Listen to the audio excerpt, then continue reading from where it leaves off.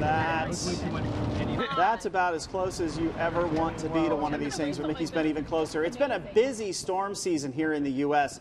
More than 300 tornadoes have been confirmed so far just this year. Oh, unbelievable. And one Central Ohio man lived to talk about it. He had that up-close and personal look at the wicked weather we're staring at right there. And Mickey Smith is with us this morning.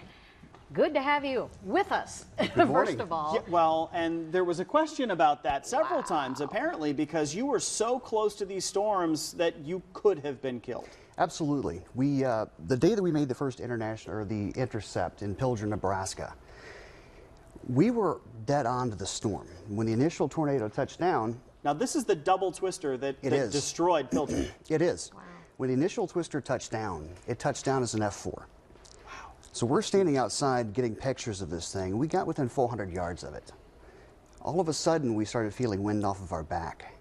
Which shouldn't be happening. It shouldn't be happening because they spin counterclockwise. So they should be on the left side of my face. So we turn around and we look up and we see treetops twisting off. Right above you? Right above us. What's going through your head at this point? Survival. Okay. Trying to get out of that scenario as quick as you possibly can. Okay. So as we turn around and we look up, we see the second funnel forming over our heads. Wow. And it dropped 30 yards away from us. 30 yards? 30 yards. What did that do to your vehicle? Well, the initial vehicle that we were in actually got stuck. So we had to pile out of that and pile into a second vehicle to get out of there. So we're actually exposing the elements to this thing as it's happening. Now, the thing is, you're with experienced storm chasers. You're with folks who have done this for years. These are folks who know meteorology and severe weather inside and out, and even they were taken by surprise by Exactly. this. Absolutely. A second storm is not supposed to form, or a second tornado is not supposed to form on the rear flank downdraft of the storm. Right. It did.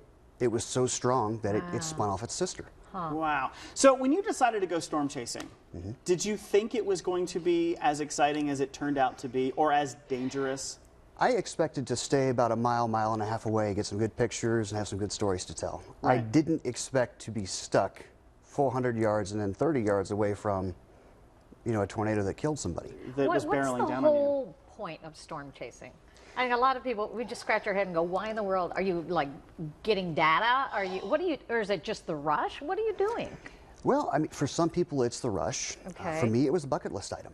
There are scientists out there that study these things every day. Right. And God bless them for their research. I mean, they're helping to save people's lives. Every day. The gentleman that I went out with, Reed Temmer, he drives the Dominators. I don't know if you've ever seen storm chasers on... Those big things on the top that spin around, is that the one? They look like turtle shells on wheels. They're tanks, Okay. He actually was there the day that Pilger was hit. His vehicle was struck twice. He actually put himself in the line of fire to be able to get scientific data out of this. And believe it or not, it has a link to Central Ohio.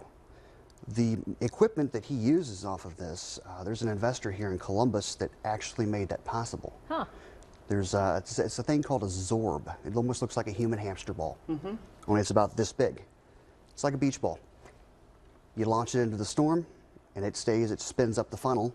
And in this case, he had 3 probes, separate probes that were hit, that stayed in the funnel for 30 minutes each. Wow. Gathering data the whole time. Exactly. Wow.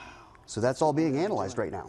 So you're a firefighter. Yes. Liberty Township. Yes, sir. You run into burning buildings for a living. Yes. You put your life on the line for people every single day. Yes. Because it's what you do. Yes. Which is scarier?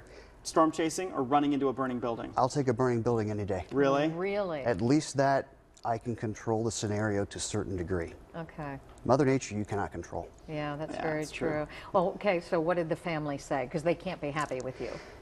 I didn't really tell them that I was going out until it was pretty much already D-Day. And when I was out there, I had to call, every hour on the hour as long as I had cell phone service. They've threatened me within an inch of my life as to where I should go or should not go back. Wow.